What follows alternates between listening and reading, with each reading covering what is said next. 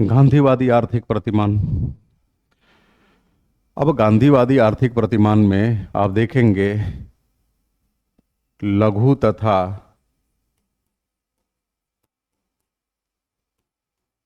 कुटीर उद्योगों का समर्थन किया गया।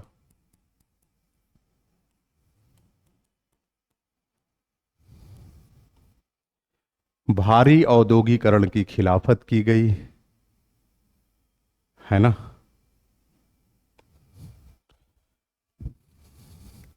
संपत्ति के समाजीकरण का सिंपल एग्जाम्पल है।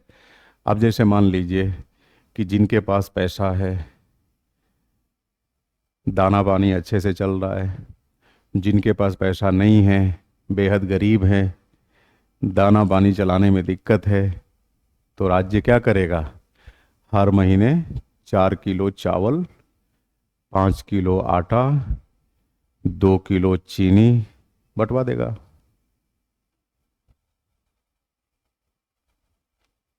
और जिनकी दाना पानी ठीक से चल रही है उनको नहीं देगा। पहली बात। दूसरी बात, आपके पास चाहे कितनी भी पूंजी हो जाए, आप पर सीमा आरोपित कर दी जाएगी कि आप इतने से अधिक जमीन नहीं खरीद सकते।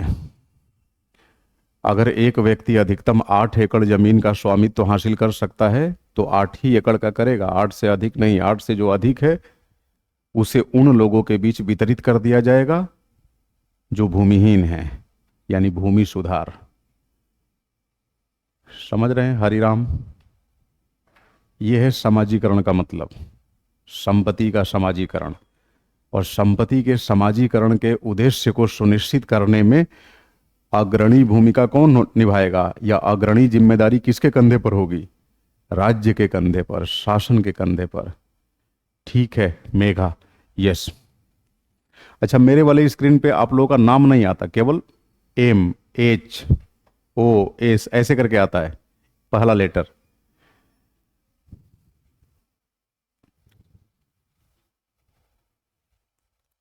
नहीं, रुपए पर लिमिट अब देखिए, थोड़ी देर में आप समझ जाएंगे जब आपको भारतीय संविधान का दर्शन पढ़ाऊंगा। हकीकत यह है कि हम लोग ना तो विचारधारा के स्तर पे समाजवाद को मानते हैं, ना ही पूंजीवाद को, ना ही गांधीवाद को।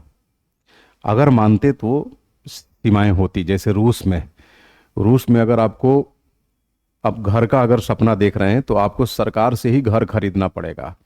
सरकार घर बनाती है और मुश्किल से 2-3 वैरायटी होती है और थोड़े थोड़े पैसों का अंतराल होता है। आप ये नहीं कि किसी मोहल्ले में सबके 2-2 मंजिले मकान हैं और आप वहाँ 12 मंजिला इमारत खड़ा कर दिए। ठीक है, जो विशुद्ध रूप से समाजवादी विचारधारा का अनुसरण करने वाले देश हैं, वहाँ पर आप आर्थिक और सामाजिक क्षेत्र में बहुत हद तक समानता देखेंगे। और इसी आर्थिक व सामाजिक समानता को सुनिश्चित करने के लिए वहाँ कई बार तमाम पहल सरकार के द्वारा की जाती है ना।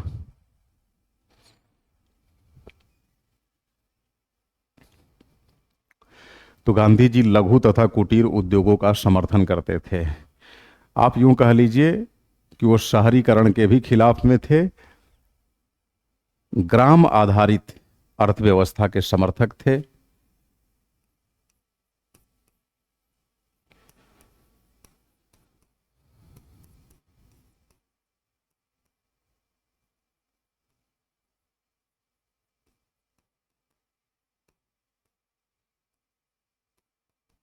ग्राम आधारित अर्थव्यवस्था के समर्थक, यानी आप अपनी अर्थव्यवस्था को खेती व पशुपालन के आधार पर, लघु तथा कुटीर उद्योगों के आधार पर विकसित करिए, है ना। गांधी जी शहरीकरण के विरोधी थे।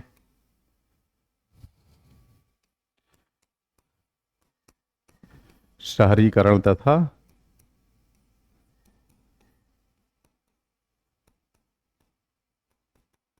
भारी औद्योगिकरण के विरोधी थे,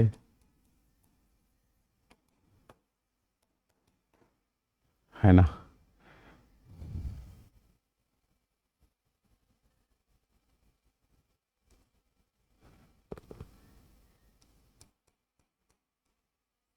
गांधी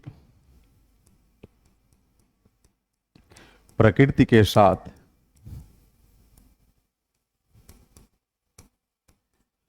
तालमेल स्थापित करते हुए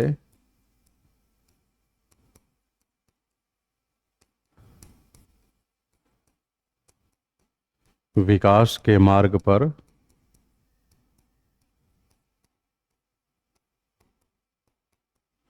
बढ़ने की बात करते थे। यानी गांधीवाद में कहा गया है कि आप आर्थिक विकास को सुनिश्चित करने का प्रयत्न करें, लेकिन इस प्रयत्न के दरम्यान प्रकृति को नुकसान न पहुंचाएं, प्रकृति के साथ तालमेल कायम रखें। क्लियर है ये बात? तो ये है बेसिकली गांधीवादी आर्थिक प्रतिमान। अब जरा सोचिए, आज के दौर में भारत अगर गांधीवादी आर्थिक मॉडल को अपना लिया होता तो आपको नहीं लगता कि नेपाल व भूटान से बहुत आगे नहीं जा पाता?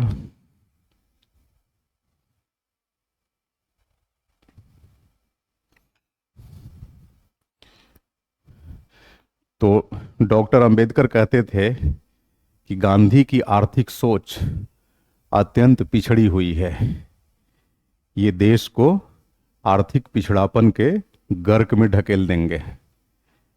एम एन रॉय कहते थे कि गांधी एक ऐसे अंधविश्वासी हैं जो पानी पर मलाई जमाना चाहते हैं।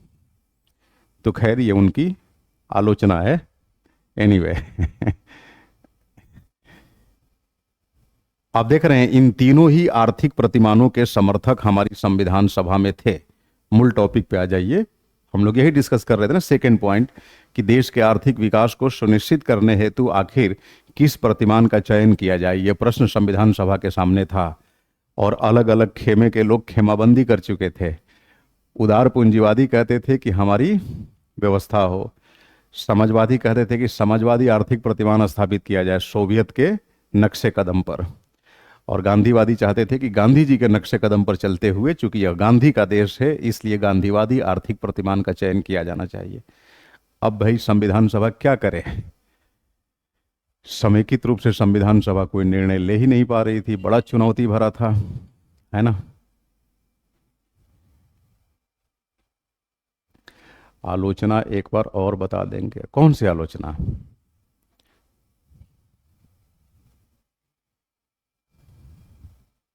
हम लोग आलोचना कहाँ कर रहे हैं, चुनौतियों की बात कर रहे हैं। और आपको मैं बस ये बताया कि पूंजीवादी आर्थिक प्रतिमान को कैसे पहचानेंगे। अच्छा, गांधी जी के आप यूँ कहो ना कि कोटेशन बता दीजिए जो अभी आपने बोला, छोड़िए उसकी कोई ज़रूरत नहीं है, वो तो समझाने के क्रम में बता देता हूँ, इतना विस्तार में जाने की भी आवश्यकता नहीं है। ऐसा थोड़ी है कि सालों भर आपको पॉलिटी पढ़ना है। कभी पॉलिटिकल साइंस पढ़ने का अवसर मिलेगा तो वहाँ पर आपको इस तरह की बहुत सारी चीज़ें मिलेंगी। फिर भी आपने चूंकि उत्सुकता दर्शाई है तो मैं बता दे रहा हूँ। मतलब गांधी जी का जो आर्थिक मॉडल था उसको भारत के भीतर ही बहुत सारे चिंतकों ने, विचारकों ने उसकी आलोचना की है। जैसे बाबा साहब अम्बेडकर कहते थे कि गांधी जी का जो आर्थिक विचार है वो देश को पिछड़ेपन की गर्त में ढकेल देगा। यानी उनके आर्थिक मॉडल पर चलेंगे तो हिंदुस्तान दुनिया में बहुत पीछे रह जाएगा। मानवेंद्र नाथ राय साहब कहते हैं कि गांधी जी इतने बड़े अंधविश्वासी हैं कि वो पानी पर मलाई जमाना चाहते हैं, जबकि मलाई कहाँ जमती है, दूध पे जमती है ना। लेकिन कई अंधविश्वासी ऐसा मान लेते हैं कि पानी पे ही मलाई जम जाएगी। तो बेसिकली तंज करते हैं वो, व्यंग व्यंग व्यंग बोलते हैं। तो समझ गया ना सेकंड पॉइंट? आगे बढ़ूं मैं? ठीक है।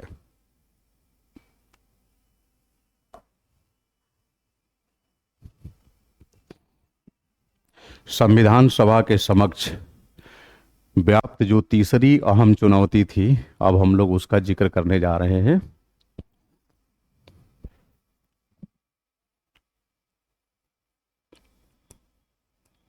देश की राज व्यवस्था की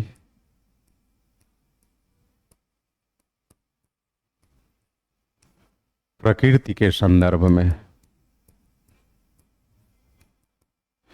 देश की राज व्यवस्था की प्रकृति के संदर्भ में जब निर्णय लेने की बात आई तो वहां पर भी तमाम तरह की चुनौतियां उत्पन्न हो गई। अब बिल्कुल सहज भाषा में समझ लीजिए कि राज व्यवस्था की प्रकृति का क्या निहितार्थ है। तो आपको बताऊं, राज व्यवस्था की प्रकृति का मतलब देश की शासनिक प्रशासनिक व्यवस्था की दिशा,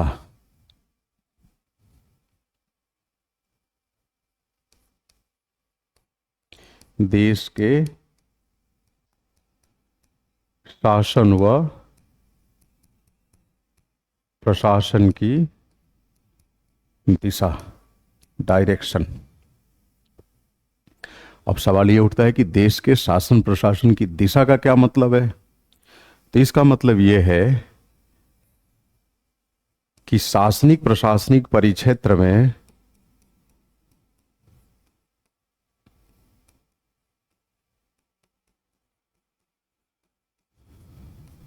शासनिक प्रशासनिक परिक्षेत्र में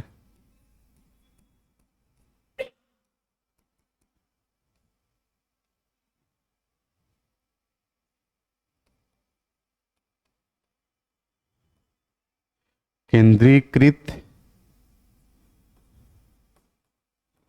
प्रवृत्ति हो या फिर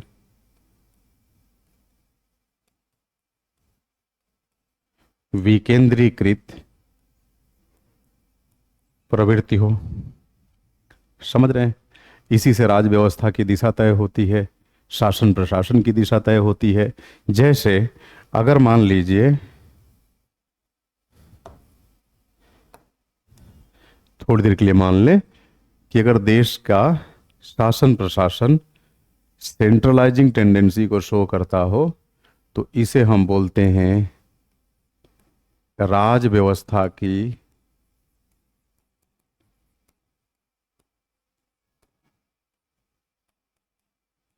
एकात्मक प्रकृति, यूनिटरी नेचर ऑफ पॉलिटी, राज व्यवस्था की एकात्मक प्रवृत्ति। दूसरी बात, अगर मान लीजिए देश के शासनिक प्रशासनिक परिक्षेत्र में अगर विकेंद्रीकरण हो, है ना, डिसेंट्रलाइजेशन हो, तो इसे बोलते हैं राज व्यवस्था की संघात्मक प्रवृत्ति।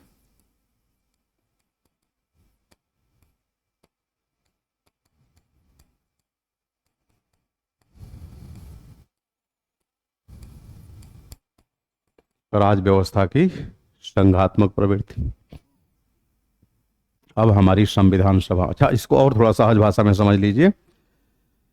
शासन प्रशासन की केंद्रीयकृत प्रवृत्ति या एकात्मक प्रवृत्ति का मतलब ये हुआ कि देश में एक ही शासनिक तंत्र होगा या एक ही शासनिक निकाय होगी, एक ही प्रशासनिक निकाय होगी, जिसे हम केंद्रीय शासन तथा केंद्रीय प्रशासन कहेंगे। और सहज भाषा में समझना है तो समझ लीजिए कि जैसे अभी आप देखते हैं ना कि हमारे देश में एक केंद्र सरकार है, राज्यों के स्तर पर राज्य सरकारें हैं, है ना। संघ शासित प्रदेशों में भी जो नॉन प्लेन यूटीज हैं, 3 फिलहाल 2 में सरकारें हैं, पुदुचेरी और दिल्ली के अंदर। तो अलग अलग स्तर पे आपको यहाँ सरकारें दिख रही है। थोड़ी देर के लिए मान लीजिए कि हमारे यहाँ केवल केंद्र सरकार होती है, राज्यों के स्तर पे सरकारों की व्यवस्था नहीं होती, केवल केंद्रीय प्रशासन तंत्र होता, राज्य के स्तर पे कोई प्रशासनिक तंत्र देखने को नहीं मिलता। तो आप कहते हैं ना कि शासन प्रशासन के क्षेत्र में सेंट्रलाइजिंग टेंडेंसी है, केंद्रीयकरण है ना। यानी केंद्रीयकरण वहां होगा जहां अलग अलग निकायों के मध्य शक्तियों का विभाजन नहीं होगा, शक्तियों का विभाजन नहीं होगा। तो जहां राज व्यवस्था की एकात्मक प्रवृत्ति होती है, यहां पर there takes place no division of power. But जहां संघात्मक प्रवृत्ति होगी वहां आप देखेंगे there takes place the division of power, शक्तियों का विभाजन।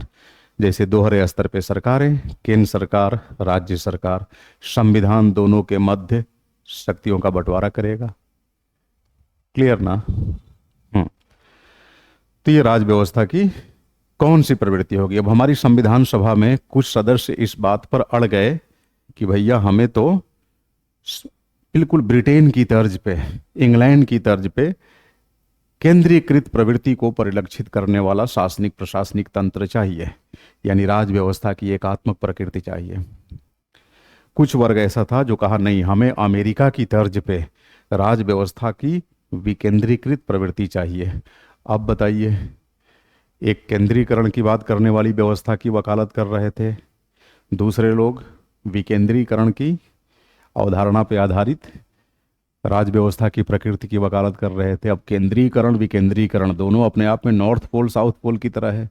अब यहाँ पर कौन सा कंसेंसस जनरेट हो जाएगा, कौन सी आम सहमति कायम हो जाएगी? नहीं हो पाएगी।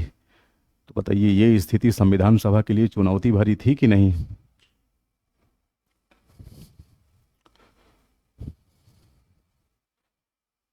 ठीक, समझ गए ये पॉइंट, संविधान सभा के समक्ष व्याप्त तीसरी चुनौती।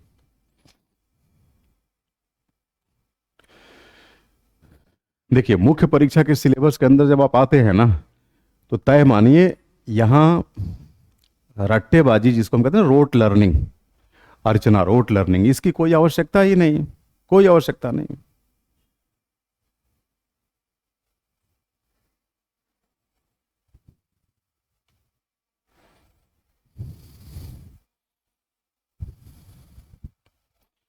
यहाँ केवल कंटेक्स्ट को समझिए और उसके आधार पे आगे बढ़ते चलिए।